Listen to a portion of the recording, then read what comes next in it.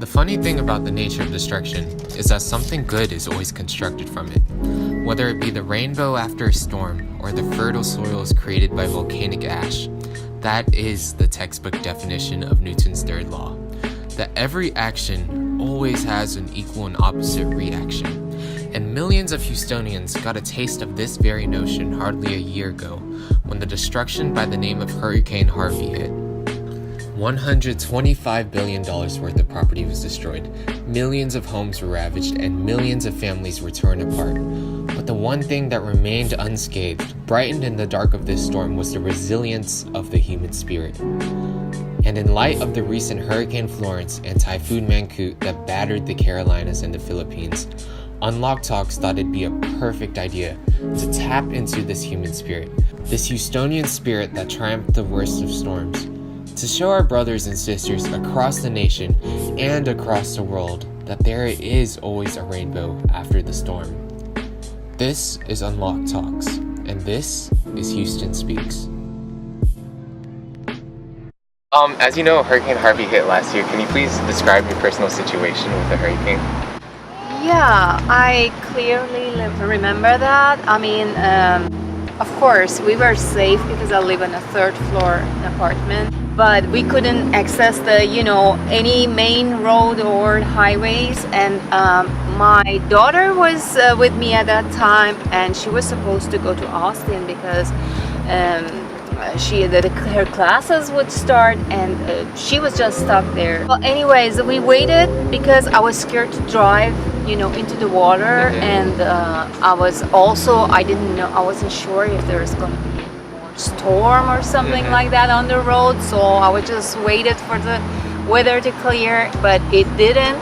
I just took the car. I told her to take the necessary stuff that she needs, a little bit, and we just drove by Westheimer, Eldridge to Westheimer, and there was a lot of water. I was so nervous because the water came up and my car, I have an SUV, but it looked like it's a boat going through the water. Any minute I thought my car is gonna float. Yeah. And we're gonna get stuck and we have to just open the door, but I don't know, somehow it didn't happen. I'm glad I came out safe. Yeah. Just my aunt, she and my mom, because my mom was living with her at that time, and my cousin, they left to Austin because my aunt's house has been flooded before. Oh yeah. So they left for about a week, and they got home to a flooded house again. So they had to take out everything, tear out everything, the walls, the furniture. So everything was gone? Yeah. Wow. So she had to restart. They live near a bayou, so it was kind of expected. Got it. I'm just glad they did decide to leave. Our company is a mega organization around the world. It's an oil-based company. It's a Saudi company called Aramco Service Company. Okay. And it has lost at least $30 million just from Harvey. And it's not only money that we get affected with. It's mainly the documents, the information, and the delay, and the shipments of oil. A lot of things got impacted because of that. So it's not only, let's say, the financial issues got impacted. Operation, ships have been delayed. So you can imagine how many people are shortage of energy, and the impact on human happened because of that. It's a very serious things that we have to take. It was beyond Houston. It's beyond Houston. How many people are shortage of energy, and the impact on human happened because of that. It's a very serious things that we have to take. It was beyond Houston. It's beyond Houston. With you, I know there are a lot of suffering, lot of losses.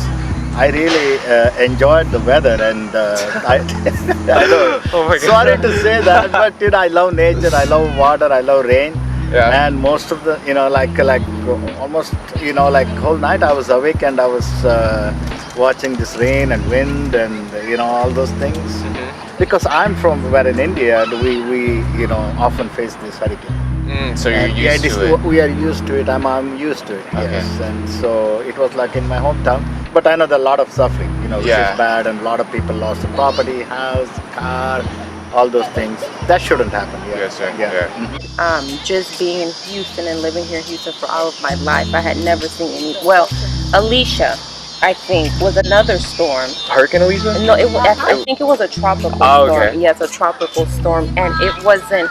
It was bad, but of course, Hurricane Harvey was blew it out worse. there. it literally was really bad, and my experience was after everything settled, I ended up going to the George R. Brown to volunteer. So Wow. I really wanted to give back. Okay. So that was something that, I just wanted to do for everyone who had so much devastation. Felt like I'm so glad that nothing happened to me and that I'm able to help. I'm bilingual, I speak Spanish. There was a lot of families there that didn't really understand English. I was able to help them, like communicate anything that they needed, like, hey, I need food, or I need to eventually get out of here. What services do I need?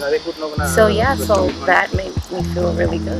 So as you know, there's a Hurricane Florence right now hitting the east coast Yeah. of the United States. Yes. And there's also a super typhoon hitting the Philippines right now, which is like Yeah, category yeah, 5. yeah. Yeah. So is there any tips or words of advice you would like to give those people battling out the storm right now? Now, first thing that we have to take care is the safety of the people.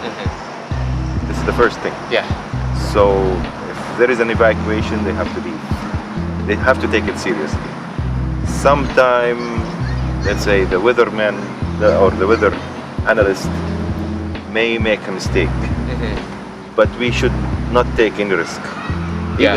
Even if there is potential that it will not happen, but if it's a small probability that this kind of impact could happen, we have to take it serious, and we have to evacuate if we were told to evacuate. Well, the first thing is that if they can, they need to evacuate. Help each other, like we did here back last year in Houston. I mean, the people were awesome. Everybody took their, if they had a pickup truck, they were just there helping people, and if they had a boat, they just took their boats, and we helped each other, and that way we could just go through with So it. just come together as a Yes, community. yes. Okay. Support each other, Got it. neighbors, friends, everybody. Okay. If you have the chance to leave, I say leave. Don't stay and think that you're going to ride it out. And I mean, if you think that your neighborhood or wherever you are is going to get flooded, just try and go somewhere else. Me and my husband, we like to stay prepared. We always have water in our house, tons of water, Oh yeah. bottles of water. Like, we don't use it, during the summer, just so we can have it Emergency. for hurricane season. Canned goods, batteries, something to entertain the kids with or yourself, because when the power goes out, it's pretty boring. And- I have never experienced myself like losing my home, or anything. Like, my car has been flooded before, but I mean, it's just material things that you can fix later. Your life. Yeah. is the only Yeah. one you have. Yeah. Okay, so if you were to give people in the East Coast or in the Philippines right now some advice or tips, what would you say, since you're so used to hurricanes? Right, see, in America, you make good arrangements here, like whereas in Philippines or in India, the technology is not really that great, and they won't give enough time for people to prepare, or government usually don't give a lot of facilities to people. But yes, in where in North Carolina, what's going on now, Yeah. be safe and help each other and move to the safer area, and just follow the guidelines by cops or whoever FEMA they're providing, right? Yeah, just follow that. There's nothing much you can do. It's nature. right? And but save yourself. Life is very important. Yeah. You cannot lose your life over it. You can lose anything, everything, but not your life. You only have one life. One life, Yeah. and there is no repetitiveness or anything like that. Okay. It's just like my heart goes out to them, you know, like literally just a year ago we were in the same situation, and luckily Houston is a like city where we are able to rebuild so quickly. So I would just say, hey, if anyone can go out there and like help if they can, I think that's the easiest way for people to get back on their feet. Like you did, right? Yeah, something like that. yes. That's so dope. Something like that. So I mean, just that would be like the words of encouragement that I would give to somebody in that situation. All right. Okay. People just follow the regulation from the people who knows about all this stuff. I mean, just obey orders. Because sometimes the police give those people some orders, and they just disobey, and they just don't care. I mean, that's why they get in trouble. During Harvey, Yeah. I mean, all those problems there was about all this stuff on the street, all this furnitures, all the stuff. The people spend a lot of money on it, and they have it on the street like it wasn't worth it. Any words of encouragement you would say to the people battling out the storm right now? Well, I mean, this is life. I mean, we have to consider. This is the beauty of life. Things happen naturally, and we have to accept it. And we have to be. I mean, they say that if it doesn't kill you, it will make you stronger. I am sure that the people who will pass through this, they will be a little bit upset, disappointed. Maybe they have a lot of